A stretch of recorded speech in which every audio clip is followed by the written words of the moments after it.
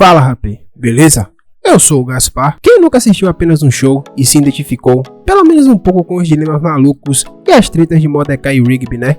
Esse desenho fez parte da nossa infância e adolescência, mas só de reassistir depois de adulto que a gente percebe como certas atitudes dos personagens mudam a nossa visão sobre eles. O Mordecai, aquele azulão que parecia tão maneiro, tem umas atitudes que hoje em dia, pensando bem, me fazem sentir que ele foi meio babaca em alguns momentos, especialmente com o pobre do Rigby. Então é sobre isso que vamos falar hoje, os momentos mais, digamos, duvidosos do Mordecai. Quero compartilhar com vocês algumas situações em que ele foi um péssimo amigo e tenho certeza que muita gente vai concordar comigo depois de relembrar esses momentos.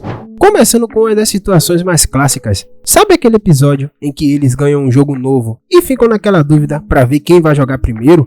Pois bem, Mordecai, sabendo que o Rigby não é lá muito bom em certos jogos, inventa o desafio de socos, que claramente ele ganharia fácil. Ele sabe que o Rigby é fisicamente mais fraco que ele, mas mesmo assim, escolhe esse tipo de jogo só para garantir a vitória. Parece bobagem, mas dá pra ver como ele se aproveita das fraquezas do Rigby. Mas claro que o Mordecai também tem alguns momentos bacanas. Lembra daquele episódio em que ele vence uma competição para conseguir um boné de caminhoneiro pro Rigby?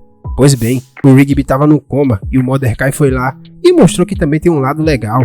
Mas infelizmente, esses momentos são bem menos frequentes do que as atitudes duvidosas. Mas quando a CJ entra na história, foi um dos momentos mais complicados na relação de amizade de Mordecai e Rigby. E dá pra ver que, por várias vezes, o Mordecai deixou a amizade dele de lado para priorizar o seu romance e interesses pessoais. A CJ, ou Cloud Jane, é uma nuvem que começa a namorar com o Mordecai, e desde que ela entra na vida dele, o Rigby acaba virando uma espécie de segundo plano em várias situações. O Mordecai frequentemente coloca as necessidades da CJ acima do Rigby, que sempre esteve do lado dele. Um episódio que deixa isso bem claro é Bad Kiss, ou Beijo Ruim, quando Mordecai, ainda apaixonado pela CJ, começa a agir de uma forma egoísta, meio que ignorando Rigby e as suas obrigações de trabalho. A situação é mais evidente quando ele começa a sair com a CJ e inventa desculpa para deixar o Rigby fazendo todo o trabalho sozinho. Ele nunca para pensar se o Rigby concorda com aquilo ou se ele conseguiu lidar com a carga extra. Ele simplesmente sai e deixa o Rigby na mão, como se fosse uma coisa sem importância.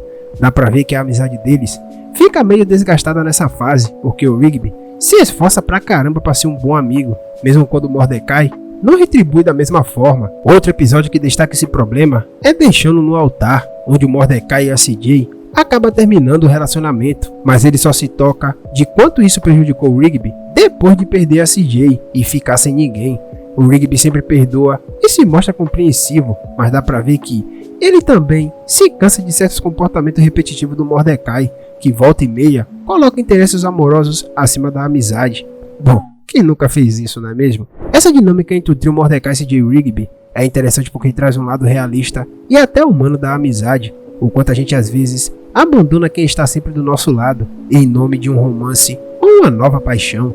Só que o Mordecai, por mais que seja gente boa em alguns momentos, não consegue balancear as coisas e acaba usando demais a paciência do Rigby, que sempre tenta dar conta das coisas. O momento na formatura do Rigby é sem dúvida um dos pontos mais baixos da amizade entre ele e o Mordecai, e muita gente considera isso uma das maiores provas de falta de consideração do Mordecai.